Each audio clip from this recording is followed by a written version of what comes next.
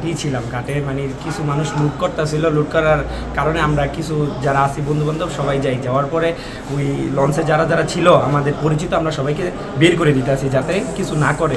একটা পর্যায়ে 2টা মেয়ে ছিল, 2টা মেয়ের প্রতি কিছু উৎসব জনতা সবাই খেপে গেছে, মানে ওদের এক একজন নিয়ে যাইতে চাইতেছে, 5জন 10জন বন্ধুবান্ধব, মানে ওদের চরকিশোরগঞ্জ এই জায়গায় নিয়ে যাইব। তো এই মেয়েরা আমার বলতেছে ভাই আমার যেমন তুমি সেভ করো, তোমরা সেভ করো। আমি 9টা ফোন উদ্ধার করে দিয়েছিলাম, আমার যারা বন্ধু বান্ধব ছিল আমরা সবাই মিলা 9টা ফোন উদ্ধার করে দিয়েছিলাম। আর মেয়েরা বলতেছে ভাই তুমি আমাদের যেভাবে পারো সেভ করো। আর উৎসব জনতার এই 2টা মেয়ের উপরেই টার্গেট ছিল, যদি ওদের বিচার না হয় তাহলে আর কি লঞ্চটা ছাড়তে দিব না। লঞ্চের দড়িটাও ওরা ধরে রাখছিল 200-100 মানুষ। এখন বিষয়টা হলো এই মেয়ের যে সম্বালা ভাই একটু শাসন করা হলো, ভাই হিসাবেই শাসন করা হলো। আমি আইনের প্রতি শ্রদ্ধাশীল, আমি ওই টাইমেও থানায় ফোন দিছি, রাজু ভাইরিতে ফোন দেওয়াইছি যে থানা থেকে সেকেন্ড অফিসারে আসার জন্য।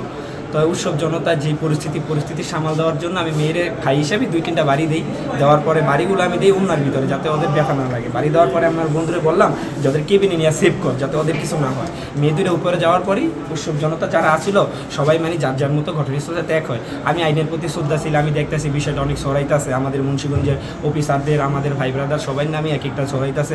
বিষয়টা হলো মুন্সিগঞ্জে যারা আমাকে চিনে আমি জানি যে বিগত দিনে আমি মুন্সিগঞ্জের ট্রাফিক, বন্যা সব কিছুতেই সবাই সাহায্য করছি। আর মুক্তারপুরের ঘটনা, থাইয়া হাসপাতালের ঘটনা, আমি সব কিছুতেই চাইছি যে মুন্সিগঞ্জ সুন্দরভাবে থাকুক, আমরা আমার বন্ধুবান্ধব। কিন্তু বিষয়টা আমি চাই না যে আমি আইনের প্রতি শ্রদ্ধাশীল, আমি নিজে এসপি অফিসে গেছি, আমাদের বন্ধুদের বলছি আমি থাকি, যদি আমার কোনো মামলা হয় কিছু হয় আমি আমার মতো আইন যে ব্যবস্থা নিব, আমি আইনের প্রতি শ্রদ্ধাশীল। আমি ওদের বলছি যে কোনো কিছু করার দরকার নেই, আমি ওদের উপকারের জন্যই আমি এই কাজটা করছি। আমি এই বিষয়ে অনুতপ্ত কারণ আমি তো চাইছিলাম যাতে ওদের সেফলি হয়, কিন্তু আমি বিষয়ে অনুতপ্ত। আমি আমার বোন হিসাবেই, ছোটো বোন হিসাবেই ওদের শাসন করছি। আমার যদি মোটিভ থাকতো আমি ওদের উপরে মারবো, কিছু একটা করবো, আমি এই জায়গায় না করি না। লিলি হালাল বিউটি সোপ, বিএসটিআই কর্তৃক সনদপ্রাপ্ত দেশের প্রথম হালাল বিউটি সোপ, দীপ্তিময় উজ্জ্বল ত্বকের জন্য। আর কিছু ছেলে মেয়েরা আসলো যারা লুটপাটের ধান্দায় ছিল। আমি 9টার মোবাইল ছাদে ছোট বাচ্চা আছে, মোবাইল মানিব্যাগ সব কিছু উদ্ধার করে দিয়েছিলাম। আমার মোটিভটা ছিল যাতে ওদের কোনো সেফলি ওরা এই জায়গাতে চলে যেতে পারে। বিকাল 3টার সময় কেরানীগঞ্জ থেকে 300-350 লোক মোহনপুর যাওয়ার জন্য একটা পিকনিকে যাবে। পিকনিকের উদ্দেশ্যে তারা রওনা করে। পথে তাদের মধ্যে কিছুটা ওই যে হিসাব নিকাশ নিয়ে লঞ্চের যাত্রীদের সাথে কথা কাটাকাটি হয় এবং এসব কারণে তাদের সদরঘাটে দেরি হয়। পরবর্তীতে তারা রওনা করে 7:30টার সময় হাটপকিগঞ্জ মুক্তারপুর লঞ্চঘাটে আসে। তাদের কিছু খাবারের প্রয়োজন, তো খাবার কেনার জন্য 10-12 জন লঞ্চ থেকে নামলে তাদের কথাবার্তা অসংলগ্ন এবং তাদেরকে মাদকসেবী মর্মে সন্দেহ হয়। স্থানীয় লোকজন তাদেরকে চ্যালেঞ্জ করে এবং তো লঞ্চের দিকে গেলে দেখে যে সেখানে অনেকগুলা মহিলা আছে এবং মহিলাদের পোশাক পরিচ্ছদের অবস্থা দেখে তারা মনে করে যে এই লঞ্চে হয়তো অসামাজিক কার্যকলাপ হচ্ছে।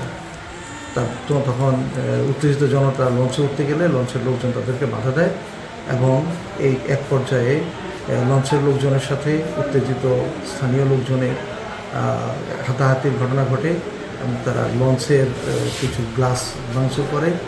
এ সময় উত্তেজিত জনতা এবং কিছু স্থানীয় লোকজন তারা কয়েকটা মেয়েকে মারধর করার ঘটনা আমরা পাই।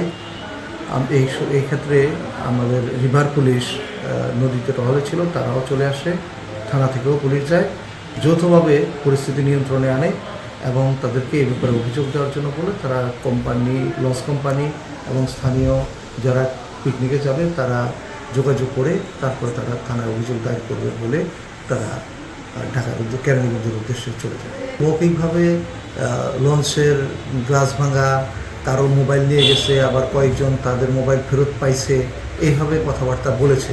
তো এই বিষয়গুলো সবই আমরা থানায় জিডি করছি এবং এই ব্যাপারে আমরা থানা থেকে এবং নৌ পুলিশ দুটাই আলাদাভাবে আমরা তদন্ত করতেছি। তদন্ত সাপেক্ষে আমরা এই ব্যাপারে ব্যবস্থা নিচ্ছি।